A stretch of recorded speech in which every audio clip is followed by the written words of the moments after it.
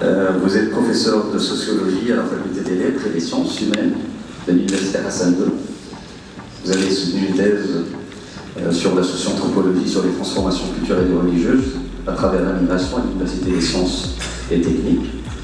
Vos intérêts de recherche sont multiples: la culture, les arts, le temps, l'espace, l'exclusion, l'immigration, la précarité, la violence, les handicaps. Vous êtes également un passionné du théâtre et de la musique. Et vous avez animé l'atelier de recherche théâtrale et musicale pendant longtemps. Vous êtes chargé d'activités culturelles à l'université, dirigez le forum de la créativité de l'UQAM, le CREA. Vous êtes membre actif de plusieurs associations, dans la Fondation des Arts Vivants, le Centre pour le Développement, compris le Centre pour le Développement Inclusif, la promotion de la recherche sur les handicaps, le Centre international de coopération entre fondations comme la ANALID. Vous aimez le travail sur le terrain. Okay. Et d'ailleurs, vous avez mené des recherches pour la communauté urbaine, l'Université de Casablanca pour le compte d'organismes internationaux. Vous intervenez auprès d'entreprises en tant que coach, consultant, entre autres activités comme ce soir, sur des thématiques allant du management, de l'espace social, du développement personnel. Vous êtes membre fondateur du Centre marocain des sciences sociales, membre du réseau MSDS et FTEMIS. Et le plus important, c'est que vous êtes parmi nous ce soir et on va vous écouter.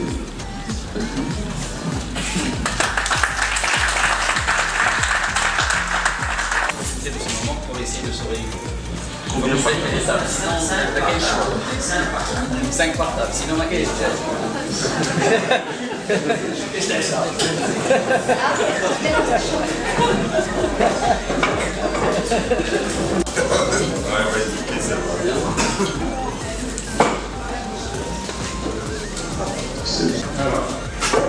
Merci pour ces mots gentils. C'est aussi une contrainte, ça veut dire qu'il faudrait dire quelque chose d'intéressant, j'espère.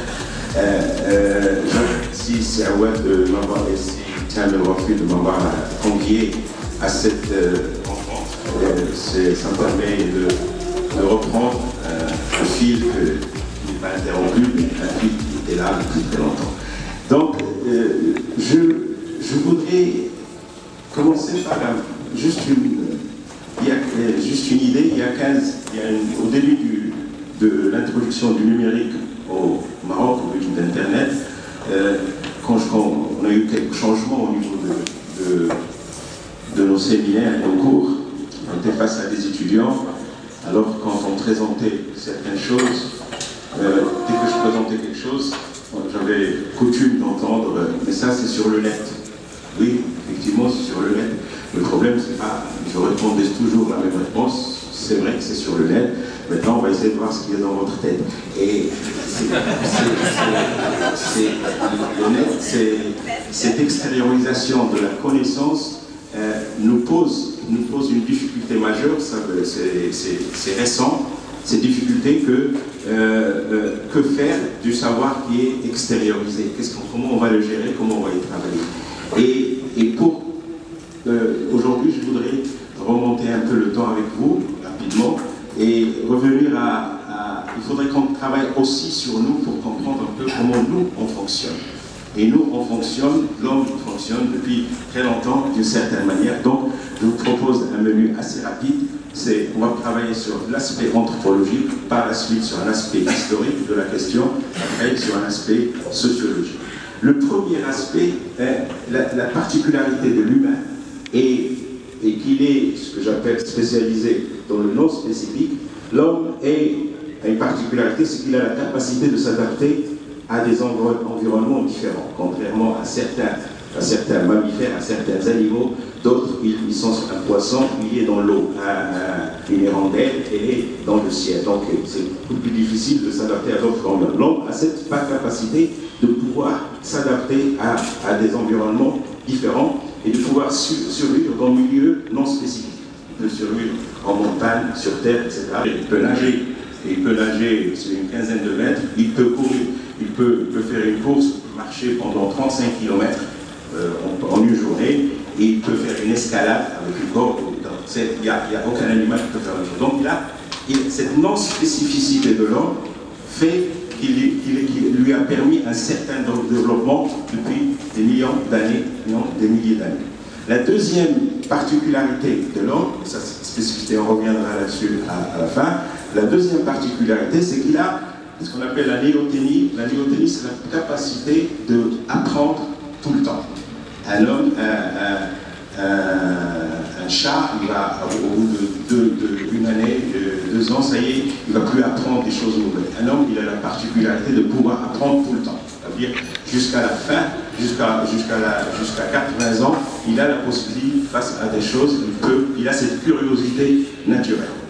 Cette curiosité fait qu'il est toujours en dialogue continu avec l'extérieur, avec la nature. Il fonctionne de manière à ce que s'il entend quelque chose, s'il entend un bruit, s'il fait une action, il attend une réponse de la nature pour pouvoir refaire une deuxième action et il corrige au fur et à mesure. Donc on apprend en dialoguant avec l'extérieur.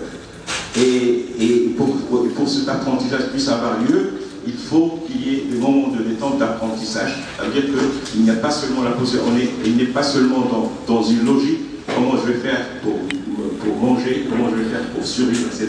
Il a aussi un temps d'apprentissage. Donc l'apprentissage, depuis très longtemps, est une capacité, cette curiosité naturelle existe depuis le fait qu'il soit lui spécifique. La troisième, un peu plus particulière, c'est que l'homme est dépendant de l'espace. C'est lié, on n'a pas le temps de développer cette idée, mais il est dépendant de l'espace.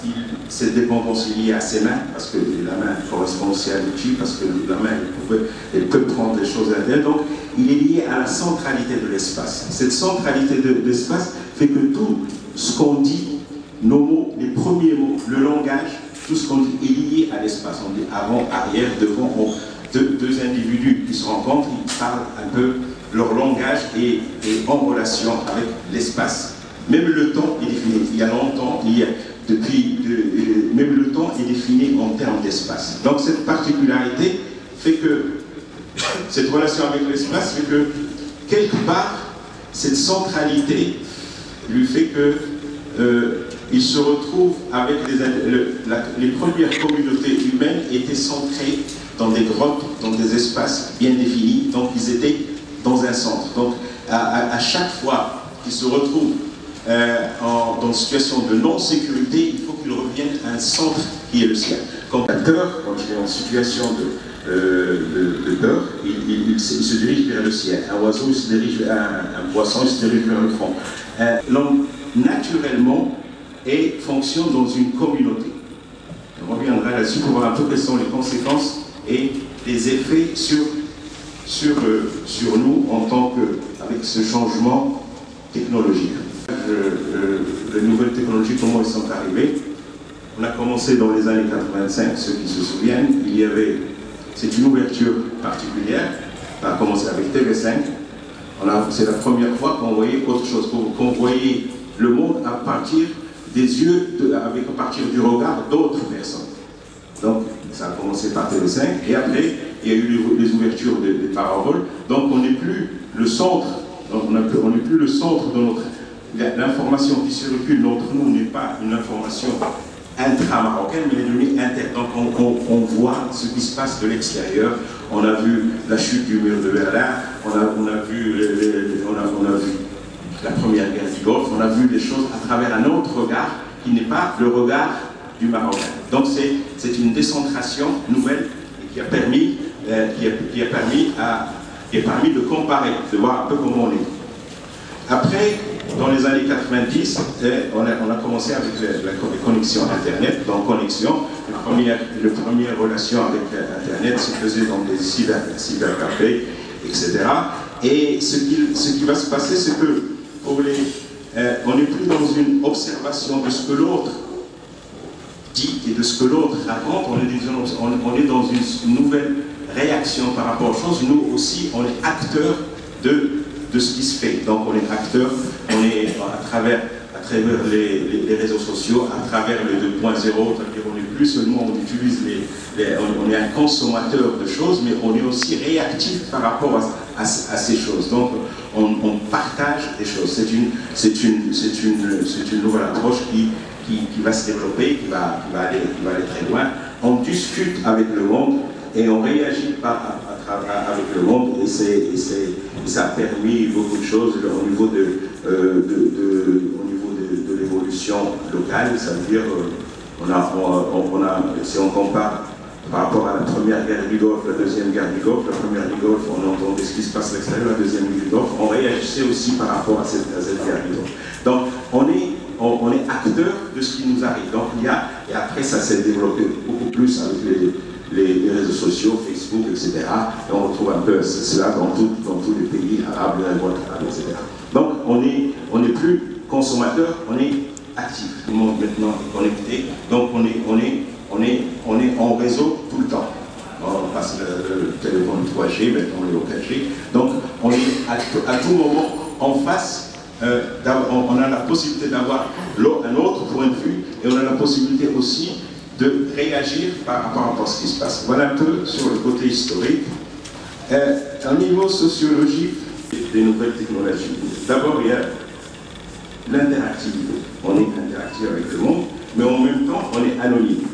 C'est une possibilité qu'on retrouve dans les espaces urbains, mais on retrouve aussi maintenant sur le net. Donc on peut réagir tout en étant anonyme. Donc sur le net, si on voit l'historique des réactions, c'est d'abord des relations culturelles, on partage des musiques, on apprend des choses au niveau culturel, le développement de tout un certain nombre de musiciens qui se sont développés, qui se sont fait connaître à travers le net, des artistes qui se sont fait connaître à travers le net, donc, et les autres réagissent par rapport à cela. Donc ça a commencé par le culturel, après on a abouti au social, les réseaux sociaux, Facebook, etc. Et après le politique avec tout ce qui s'est passé dans le monde arabe. Comment on apprend? C'est l'apparition du net, du numérique. Donc on a appris par les autres, en regardant les autres. On a aussi appris par mimétisme. Si quelqu'un fait quelque chose, on fait à peu près la même chose. Donc c'est un nouvel public. L'école n'est plus le seul, la famille et l'école ne sont plus le seul lieu d'apprentissage.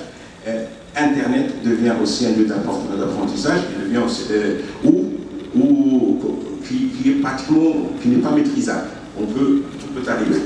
Donc cette notion, comment ça se fait? Ça se fait selon quelles règles? Première règle, c'est le besoin d'approbation. On apprend avec ceux qui sont comme nous. Je partage Facebook avec des gens qui sont comme nous. Je ne partage pas avec les autres qui sont différents. Donc j'ai besoin, un individu a besoin d'avoir les mêmes, c'est-à-dire c'est comme si c'est lui-même qui est à l'extérieur. J'ai besoin d'avoir les personnes qui sont comme moi pour travailler avec eux. Et on a ce besoin-là parce qu'on a besoin de certitude. Ça veut dire que j'ai besoin que les autres soient comme moi, parce que s'ils sont comme moi, ce que je dis correspond à une certaine réalité. Donc il y a une pression de conformité, donc il y a une sorte de danger, c'est qu'on risque de se retrouver qu'avec les mêmes que soi-même. Donc c'est une difficulté. Donc ce champ virtuel fonctionne comment? Il fonctionne un peu comme fonctionnent les adolescents quelque part. Il y a une logique de phénomène de monde. Je suis avec les qui est en train de s'installer. On trouve des lieux, on cherche de trouver des lieux, des liens. On s'informe sur les autres. Les actions, c'est monter des actions avec l'autre, partager, aimer. Ça fonctionne sur un rythme binaire. J'aime pas, commenter, suivre. Donc on partage les objets, mais avec une communauté très réduite. Quelles sont les conséquences de tout cet ensemble?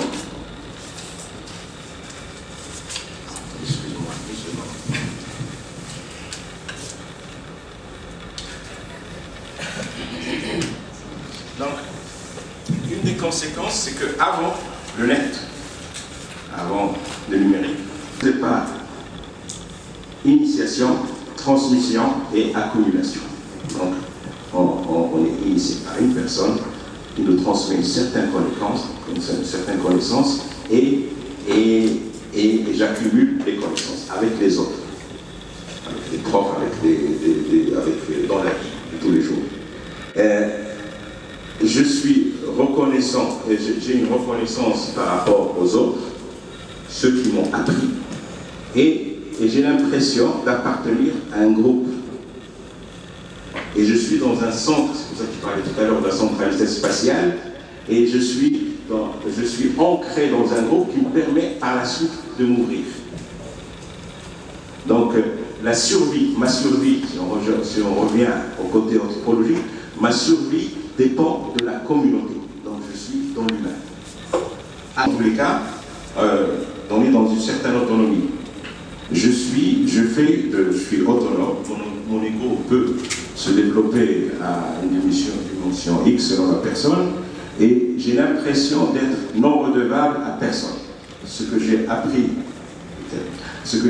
sur le net, je l'ai appris chez personne. Donc je ne dois rien à personne, je me suis fait moi-même. Donc ça peut gonfler un peu les personnes. Donc je suis décentralisé par rapport à l'espace, je suis déraciné par rapport à mon environnement, et il y a un risque de fermeture. Donc j'ai une survie, ma survie personnelle dépend de la machine, qui est une sorte d'interface. Je ne suis pas en face directement des personnes, mais j'ai l'interface, c'est la machine. Je n'ai pas de contact direct, j'ai des contacts indirects à travers une machine. Ce qu'on peut améliorer, et là c'est peut-être possibilité de développer, d'abord c'est une conscience collective qu'on ne peut pas faire les choses seul. Tout ce que j'apprends sur le numérique, sur le net, ne peut me servir que si je suis dans une collectivité. Il faut une prise de conscience pour cela. Cette prise de conscience ne vient pas si on ne reconnaît pas que l'intelligence du groupe est supérieure à l'individu face à une machine, si on ne reconnaît pas, si on n'intègre pas l'idée que le travail en groupe amène autre chose que le fait de faire les choses seul. Il faudrait peut-être se recentrer et observer les choses dans une orientation non linéaire, ce que j'appelle orientation linéaire. Juste pour vous donner un exemple et après terminer, c'est que, je donne un exemple simple, lorsqu'on tape sur lorsqu'on prend un clou et on tape pour rentrer un clou dans un mur, quand on tape sur le clou, on a un certain angle, et et à chaque fois qu'on retape, on corrige. C'est jamais automatique. C'est-à-dire à chaque fois, je suis en discussion, peut-être pas en discussion, mais je suis en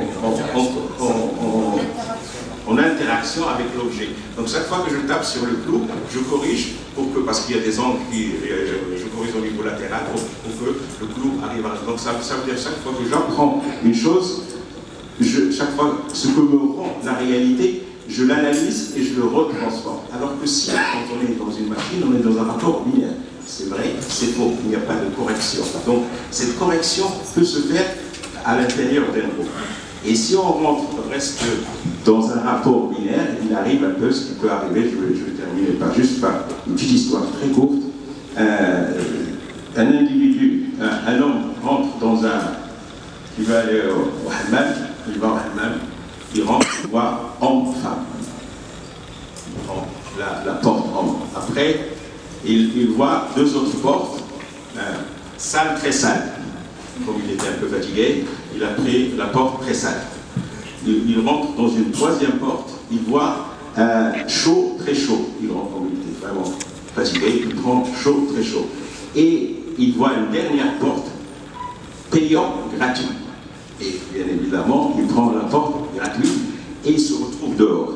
Le problème, si on n'a pas des personnes si on compte, ça nous arrive souvent dans le net, on se retrouve dehors. Si on ne corrige pas, la correction vient des autres, ne vient pas de nous-mêmes. Et je vous remercie.